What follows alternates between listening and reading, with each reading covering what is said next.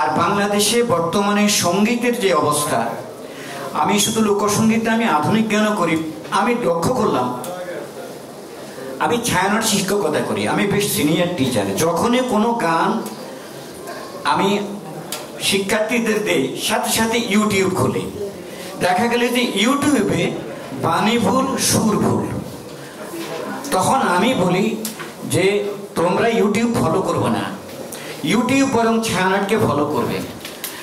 অনেক গান আছে, আমি আপনাদেরকে বলতে, যেহেতু আমাকে সংক্ষিপ্তভাবে বলতে বলেছে, আমি শুধু এটুকুই বলি, আমি সারগামকে আমি অনুরোধ করব যে এই বিষয়টা দৃষ্টিপাত করে আপনারা কিছু নিবন্ধ প্রকাশ করুন। লোকগীতি এবং আধুনিক কিছু গানের সুর ভুল, বাণী ভুল বিকৃত করে গাওয়া হচ্ছে। এই বিষয়টা অত্যন্ত বেদনাদায়ক। আমার কাছে খুবই খারাপ লাগে যখন আমরা শুনি যে বাউল রশিদউদ্দিনের গান মানুষ ধরো মানুষ ভজক ফুন বলে রে পাগল মন, এই গানটিতে আমি বলতে বাধ্য হচ্ছি, বারী সিদ্দিকী এই গানটিতে নিজস্ব কিছু কথা লাগিয়েছেন। প্রথম অন্তরাতে কিছু কথা লাগিয়েছেন।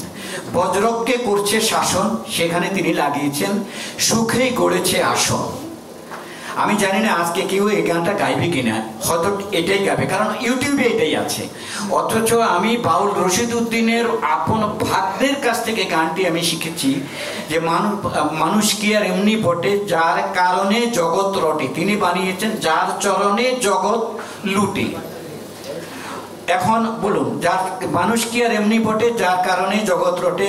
ওই যে ভূতের ঘাটে খেলিতেছে নিরঞ্জন, 14 তলার উপরে দালান, তার ভিতরে ফুলের বাগান, লাইলি আর মজনু দেওয়ান, বজ্রককে করছে শাসন। এখন বজ্রক কি এটা অনেকে জানে না। আমি শেষ পর্যন্ত বজ্রকের অর্থ উদ্ধার করেছি, হয়তো আপনারা আমার সাথে একমত হবেন কিনা জানি না। আমি কবি আসাদ চৌধুরী জিজ্ঞাসা করেছি এবং সঞ্জিতা আপাকে জিজ্ঞাসা করেছি যে স্বর্গ এবং নরকের মাঝামাঝি একটা পয়েন্ট, এটাকে বজ্রক বলে। জানি না, এখানে অনেক জ্ঞানী করেছে, আমি ভুল বলতে পারি।